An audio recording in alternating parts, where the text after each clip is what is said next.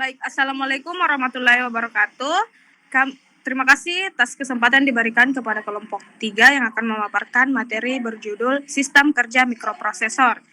Di sini saya tidak sendiri, saya ditemani oleh rekan-rekan saya, yaitu Yupita Dimbak, Rapila Sari, Pratiwi Nur As, saya sendiri, dan Ismail. Untuk mempersingkat waktu, langsung saja kita masuk pada materi, yaitu perkembangan teknologi komputer yang pesat tidak terlepas dari kemajuan dalam bidang perangkat keras, khususnya mikroprosesor.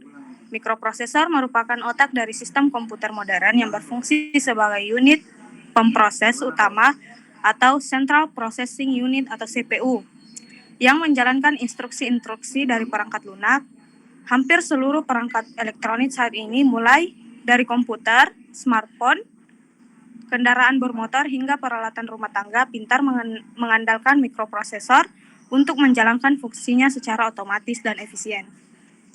Pemahaman mengenai sistem kerja mikroprosesor sangat penting, terutama bagi mahasiswa atau praktisi di bidang teknik informatika, elektro, dan sistem komputer.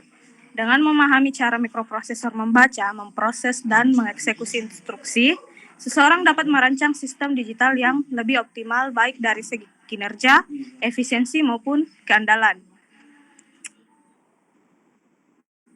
Central Processing Unit adalah komponen utama dalam sistem komputer yang bertanggung jawab untuk mengeksekusi perintah dan mengolah data dari perangkat lunak.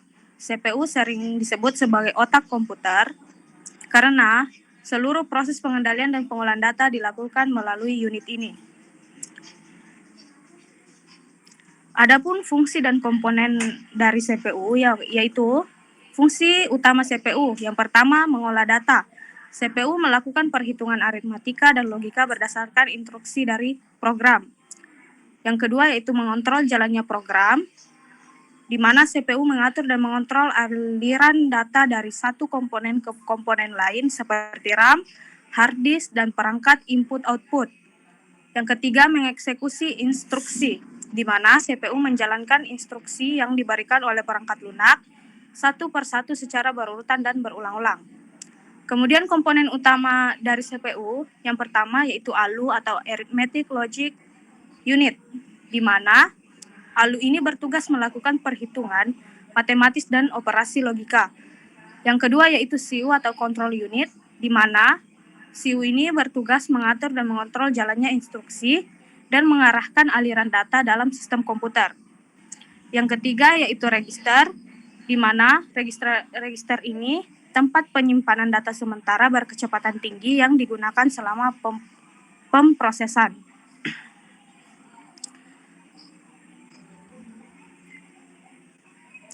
Adapun cara kerja dari CPU ini berdasarkan siklus yang disebut fetch, decode, dan execute, yaitu di mana fetch yaitu mengambil instruksi dari memori, decode yaitu menerjemahkan instruksi menjadi tindakan yang dapat dilakukan, execute yaitu menjalankan instruksi tersebut. Selanjutnya akan dibacakan oleh rekan saya.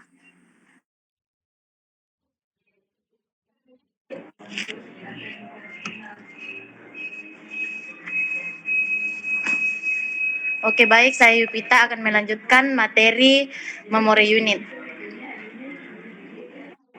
Memori unit adalah bagian dari sistem komputer yang berfungsi untuk menyimpan data dan instruksi yang dibutuhkan oleh CPU dalam proses pengolahan.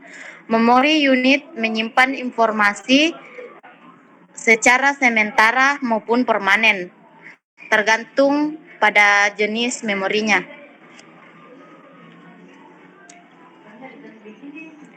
Adapun komponen dan cara kerja memori unit. Komponen pertama yaitu ada RAM, kedua ROM, ketiga cache memory, keempat register, kelima secondary storage atau penyimpanan sekunder.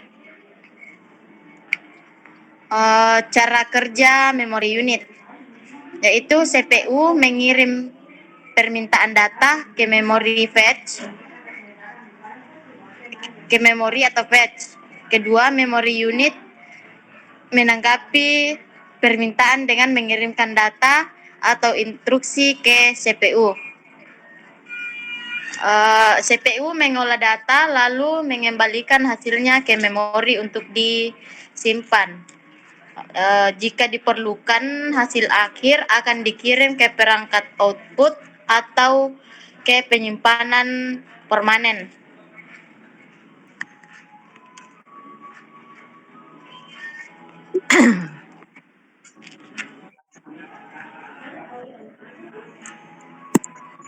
Input output unit.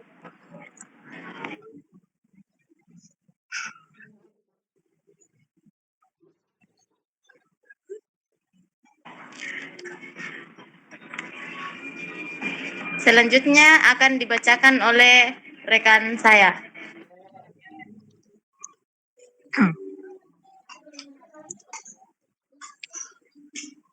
Input output unit adalah bagian dari sistem komputer yang berfungsi untuk menghubungkan komputer dengan dunia luar. Unit ini memungkinkan pengguna untuk memasukkan data, yakni input, ke dalam sistem dan mengambil hasil keluaran, yakni output dari komputer setelah diproses oleh CPU. Fungsi input-output unit menghubungkan perangkat eksternal dengan sistem komputer, mengatur pertukaran data antara perangkat input, output, dan CPU atau memori, mengubah sinyal eksternal menjadi bentuk yang dapat diproses oleh CPU dan sebaliknya, mengontrol kecepatan komunikasi antara input-output dan sistem komputer agar tidak terjadi tabrakan data, yakni data collision. Cara kerja input-output unit. Proses input. Pengguna memberikan perintah atau data melalui perangkat input, misalnya keyboard. Perangkat input mengubah data fisik seperti tekanan tombol menjadi sinyal digital. Sinyal dikirim ke CPU melalui input-output unit untuk diproses. CPU mengolah data sesuai instruksi program. Proses output. Setelah diproses oleh CPU, hasil dikirim ke input-output unit. Input-output unit meneruskan data ke perangkat output. Perangkat output mengubah sinyal digital menjadi bentuk yang bisa dipahami manusia, yakni teks di layar, suara dari speaker, dan lain-lain. Selanjutnya, rekan saya. Ya baik, terima kasih atas kesempatan yang diberikan saya. Di sini saya akan melanjutkan materi sistem bus. Yang pertama itu adalah jalur komunikasi yang digunakan untuk mentransfer data, alamat, dan sinyal. Kontrol antar komponen utama komputer, CPU, memori, dan perangkat input-output. Oke, lanjut. Di sini kita masih di bagian fungsi dan cara kerja sistem bus. Fungsi sistem bus mentransfer data antara CPU, memori, dan perangkat input-output. Menyampaikan alamat lokasi, memori atau perangkat tujuan. Menyampaikan sinyal kontrol yang mengatur dan mengordinasikan berbagai proses dalam komputer. Mengintegrasikan komponen agar dapat saling terhubung dan bekerja sebagai satu sistem. Kemudian di bagian cara kerja, PU. Yang pertama itu PU kan perintah, misalnya membaca data dari memori, kemudian address bus digunakan untuk menentukan alamat, lokasi, dan data di memori. Kemudian kontrol bus mengirim sinyal perintah, misalnya read atau write. Data bus akan menyalurkan data dari atau ke CPN sesuai instruksi. Proses ini terjadi dalam sinkronisasi waktu yang diatur oleh sistem clock. Oke, lanjut.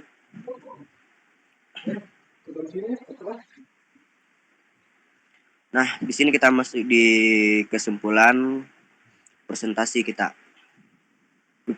Mikroprosesor merupakan otak utama dari sebuah sistem komputer yang berfungsi untuk mengontrol, mengelola, dan menjalankan instruksi yang diberikan sistem kerja. Mikroprosesor dimulai dari penerimaan data melalui perangkat input, kemudian data tersebut diproses melalui unit-unit utama seperti aritmetik, logik, unit ALU untuk perhitungan, logika, dan aritmatika, kontrol unit untuk mengatur aliran data dan instruksi, serta register dan memori untuk menyimpan data. Sementara setelah diproses, hasilnya dikirim ke perangkat output untuk ditampilkan kepada pengguna.